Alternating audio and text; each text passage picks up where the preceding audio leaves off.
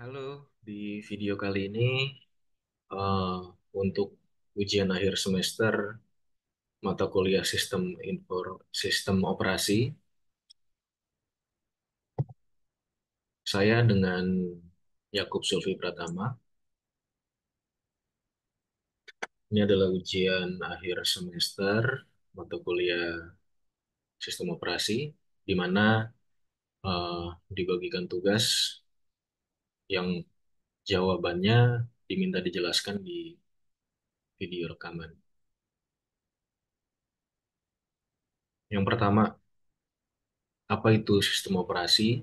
Jelaskan fungsi dari sistem operasi. Sistem operasi atau OS operating system itu seperti jembatan antara perangkat keras komputer dan pengguna atau user. Bayangkan OS sebagai manajer yang mengatur semua aktivitas di komputer. Kemudian dari fungsi utama pada sistem operasi meliputi yang pertama mengelola resource atau sumber daya. OS mengatur penggunaan CPU, memori, dan perangkat keras lainnya. Kemudian menjalankan aplikasi. OS juga memungkinkan aplikasi untuk berjalan dan berinteraksi dengan perangkat keras. Kemudian juga ada user interface atau tarik muka, memberikan cara bagi pengguna atau user untuk berinteraksi dengan komputer, baik melalui GUI atau Graphical User Interface, atau CLI, atau Command Line Interface. Dan yang terakhir adalah keamanan dan akses. Ini untuk mengatur hak akses pengguna untuk melindungi data dari akses yang tidak sah atau kita sering sebut permission di sini. Juga ada firewall di dalam OS. Kemudian soalnya adalah sebutkan karakteristik dari sistem operasi open source dan closed source. Yang pertama dari open source, akses kode sumber atau source code. Pengguna dapat melihat, mengubah, dan mendistribusikan kode sumber atau source code. Kemudian juga ada komunitas, biasanya didukung oleh komunitas yang aktif yang berkontribusi pada pengembangan dan perbaikan. Ya, dalam hal ini contohnya di Linux, di mana ada distro-distro dari OS, pengembangan dari Linux. Di situ juga biayanya gratis untuk digunakan dan di-download. Kemudian yang kedua adalah closed source. Di sini ada keterbatasan akses. Kode sumber tidak tersedia untuk umum sehingga pengguna tidak dapat mengubahnya. Jadi eh, tidak dapat dimodifikasi. Kemudian dukungannya juga resmi, biasanya memiliki dukungan resmi dari perusahaan atau pengembang. Dan untuk dari sisi biaya seringkali memerlukan biaya lisensi. Misalnya dalam hal ini contoh di operating system pada Windows ya, karena harus berbayar. Kemudian gambarkan skema dasar dari sistem komputer. Di sini saya gambarkan eh, beberapa layer secara dasar saja. Yang pertama adalah hardware, di mana hardware memiliki komponen fisik seperti CPU, RAM, dan disk atau storage. Kemudian dari hardware ini bisa berdiri operating system yang mengelola perangkat keras dan menyediakan platform untuk aplikasi.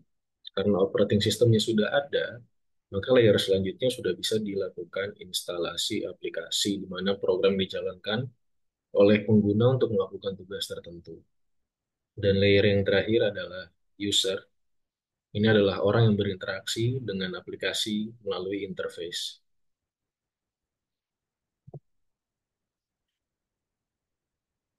Kemudian yang selanjutnya, jelaskan apa itu perangkat input, proses output, dan memori beserta perangkatnya. Yang pertama dari perangkat input, yaitu alat yang digunakan untuk memasukkan data ke dalam komputer. Contohnya keyboard untuk mengetik, mouse untuk melakukan navigasi, ada scanner untuk mengubah dokumen fisik menjadi digital. Kemudian pada poin proses, ini adalah tahap di mana komputer memproses data yang dimasukkan.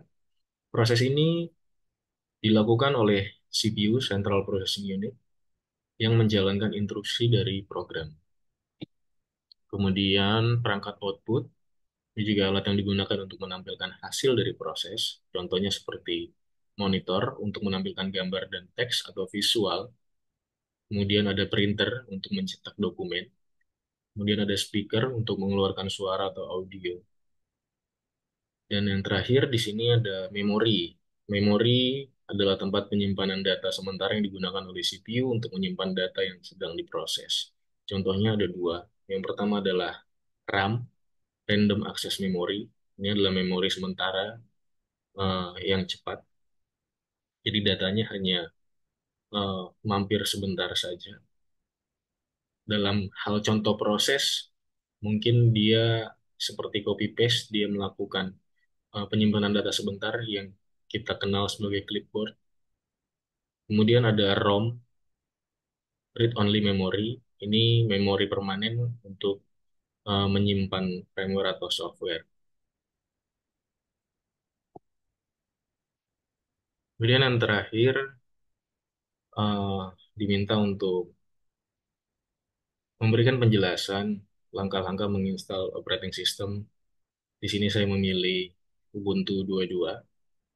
Yang pertama untuk menginstal Ubuntu 22, kita harus perhatikan dulu minimum system requirement dari Ubuntu 22, di mana proses yang dibutuhkan minimum adalah 1,1 GHz dan yang direkomendasikan adalah 2 GHz, RAM minimum 2 GB, rekomendasinya adalah 4 GB. Kemudian untuk storage, di sini minimum 2, maksudnya maksimum 25 GB, kemudian minimumnya 8,6 untuk minimal, terus ada display monitor dengan resolusi 1024 kali 768, kemudian ada USB drive untuk instalasi, di mana USB dibutuhkan minimum 4 GB untuk memasukkan OS. Lalu dari sisi prosesnya, pertama persiapkan medianya, yaitu unduh file ISO Ubuntu dari situs resmi. Misalnya di Ubuntu kita buka di situsnya Ubuntu. Dan yang selanjutnya gunakan aplikasi seperti Rufus atau Itcher untuk membuat USB bootable. Ini kondisinya kalau kita menginstal langsung di server fisik atau PC. Namun jika kita melakukan instalasi Ubuntu di virtual server, kita tidak perlu melakukan uh, bootable ke USB. Jadi file ISO-nya bisa langsung digunakan di virtualisasi. Kemudian karena ini pendekatannya adalah melakukan instalasi menggunakan bootable USB,